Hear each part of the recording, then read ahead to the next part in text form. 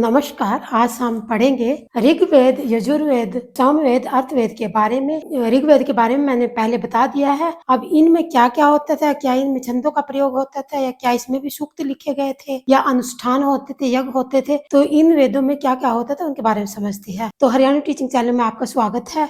क्या आप जानते हैं इन सब के बारे में? आइए समझते हैं। ऋग्वेद के बारे में मैंने बता दिया। इसके अलावा 3 वेद और हैं। वो कौन कौन से वेद हैं? ये हैं सामवेद, यजुर्वेद, अथर्ववेद। अथर्ववेद के बारे में बाद में बात करेंगे। आज हम बात करते हैं सबसे पहले सामवेद के बारे में। सामवेद का अर्थ क्या है? गान या संगीत। क्या है? गान या संगीत। ठीक है ना? गान या संगीत, इसका मतलब होता है गान या संगीत मंत्रों का उपयोग इसमें किया गया था। इसके पश्चात हम बात करते हैं, इसमें कुछ रचनाएं लिखी गई। इसमें कुछ रचनाएं लिखी गई। ठीक है ना? रचनाएं लिखी गई। वो रचनाएं क्या क्या थी उनके बारे में समझते हैं। जो मंत्रों का उच्चारण करता था, जैसे ओम भूर्भुवः स्वः तत्सवितुर्वरेण्यम, ऐसे जो मंत्र होते थे उस समय काल के, तो जो उन मंत्रों का उच्चारण करता था, उस उच्चारणकर्ता को क्या कहते थे? उसको उद्गाता कहते थे। क्या कहते थे? उद्गाता। क्या कहते थे? उद्गाता कहते थे, जो मंत्रों को उच्चारण करने वाले को। अब समझते हैं सामवेद में कुल कितनी रचनाएं लिखी गई? 1875 रचनाएं लिखी गई, जिसमें 75 रचनाएं ऋग्वेद से ली गई। ठीक है ना? जो सामवेद था उसकी जो 75 रचनाएं हैं, 75 रचनाएं हैं, वो ऋग्वेद से ली गई थी। कौन से वेद से? ऋग्वेद से। ठीक है। अब ये सामवेद का क्या था? एक छोटा वेद था। ठीक है ना? क्योंकि इसकी रचनाएं तो ली गई थी ऋग्वेद से, तो ये एक छोटा वेद था। इसके आगे 3 शाखाएं हुई। मतलब कि जो सामवेद था उसकी 3 शाखाएं हुई। वो शाखाएं थी जैमिनीय, कोथुमीय और राणामीय। ठीक है। किसकी थी ये? सामवेद की ये 3 शाखाएं और आगे थी। इसके बाद बात करते हैं हम यजुर्वेद की। यजुर्वेद में क्या था? यजुर्वेद का अर्थ होता है यज्ञ। क्या उस समय में यज्ञ होते थे? इसमें भी 2 विचारधाराएं हैं। एक विचारधारा ये कहती है कि यज्ञ नहीं होते थे। एक विचारधारा यह है कि यज्ञ होते थे। तो किसको सही माने, किसको गलत माने, ये कह नहीं सकते। तो ऐसे में हम यहीं से लेते हैं यजुर्वेद। यजुर्वेद का अर्थ है यज्ञ। इसमें विधि विधानों का संकलन मिलता है। किस चीज का? विधि विधानों का संकलन इसमें मिलता है। वैदिक मंत्रों के संग्रह यजुर्वेद में ही पाए जाते हैं। जो मंत्र उच्चारण करते थे या मंत्र बोलते थे, तो वो किस में है? यजुर्वेद में है। तो आगे समझते हैं। वैदिक अनुष्ठान इसमें होते थे, यानी कि उस समय में यज्ञ होते थे। यज्ञ आपको पता है, ऋषि बैठा होता है, उसमें आहुति डालते जाते हैं अग्निदेव को, तो उसे ही यज्ञ कहते हैं, उसे अनुष्ठान कहते हैं। इसमें होते थे मंत्र उच्चारण। जो लोग मंत्र उच्चारण करते थे उसको क्या कहते थे? जो मंत्र उच्चारण करने वाले को अध्वर्यु कहते थे। क्या कहते थे? अध्वर्यु। ठीक है। यह वेद गद्य और पद्य दोनों शैली में किया जाता था।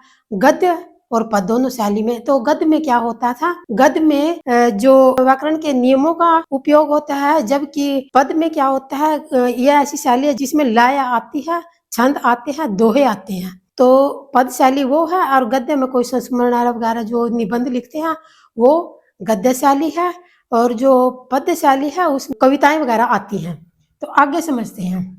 कर्म कांड ज्यादा होते थे उस समय में। कर्म कांड बहुत ही ज्यादा मात्रा में उस समय में होते थे। सती बलि प्रथा का भी, यानी कि किसी देवी देवताओं को किसी की भी बलि चढ़ा देते थे उस समय में। ये भी प्रथा उस समय में लागू थी। इसके पश्चात हम बात करते हैं, इसको भी 2 भागों में बांटा गया था, कृष्ण यजुर्वेद और शुक्ल यजुर्वेद। मतलब कि ये जो यजुर्वेद है, इसको इसकी भी आगे 2 शाखाएं थी, कृष्ण और शुक्ल। ठीक है। अब हम अथर्ववेद की बात करते हैं। अथर्ववेद की रचना किसने की थी? अथर्ववेद की रचना अथर्वा ऋषि ने की थी। पहले क्या होता था कि जंगलों में ऋषि रहते थे, वो ही इन सब का मतलब कुछ न कुछ मौखिक रूप में वो अध्यात्म प्राप्त करते थे, मौखिक रूप से भी। बाद में फिर ये, पहले तो ऐसी मौखिक चलता रहा, लेकिन बाद में इनको लिखना चालू कर दिया गया। आगे समझते हैं। अथर्वा नामक ऋषि ने इसे लिखा। दूसरा एक और ऋषि था, उस ऋषि का क्या नाम था? अंगिरस। क्या नाम था ऋषि का? दूसरे ऋषि का नाम अंगिरस था। इसी कारण से इसे अथर्वा ग्रीस कहते हैं, यानी कि दोनों गुरुओं का नाम मिला करके अथर्वा ऋषि बना दिया। इसमें अथर्वा ऋषि का नाम आ गया, आगे दूसरे का अंगिरिस, तो इसको बना के क्या कर दिया? अथर्व ग्रीष्म कहते थे। दोनों गुरुओं का नाम इसमें जोड़ दिया गया, तो इस नाम क्या हुआ, अंगिरिस का और अथर्व का नाम जोड़ के अथर्व ग्रीष्म बना दिया गया। आगे समझते हैं, जो ये अथर्व वेद था, इसी में सती प्रथा के सबसे पहले साक्ष्य मिले थे कि भारत में पहले सती प्रथा भी होती थी, कि किसी भी औरत को उसके पति के साथ जिंदा जला दिया जाता था, वो भी अथर्ववेद में ही मिलता है। इसमें कितने कांड थे, जो अथर्ववेद में 20 कांड थे, ठीक है, और 731 सूक्त थे। 731 सूक्त थे। सूक्त का मतलब मैंने कल भी बताया था, सूक्त का मतलब होता था प्रार्थनाएं थी, ठीक है ना, प्रार्थनाएं थी। और बहुत से मंत्र थे, यानी 5987 मंत्र भी थे इसमें। 5987 मंत्र भी इसमें थे, किसमें, अथर्ववेद में, ठीक है ना।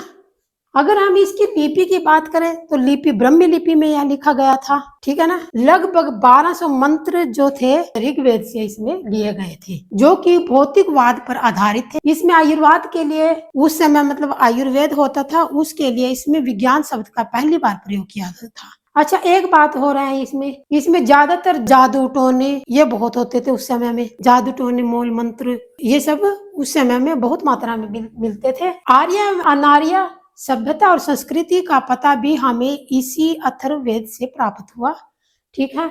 अब समझते हैं, अथर्ववेद के अनुसार ही परीक्षित कौन था, कुरुओं का अंतिम राजा था, अभिमन्यु का पौत्र था वो, ठीक है ना, कुरुओं का अंतिम राजा था। इसमें प्रजापति की 2 पुत्रियों का उल्लेख भी मिलता है अथर्ववेद में। और ऋग्वेद, सामवेद, यजुर्वेद को ही वेद त्रिय कहा गया है, यानी कि इन ऋग्वेद है, ठीक है ना, ऋग्वेद है, सामवेद है और यजुर्वेद है, इन तीनों को त्रिवेद कहा गया है।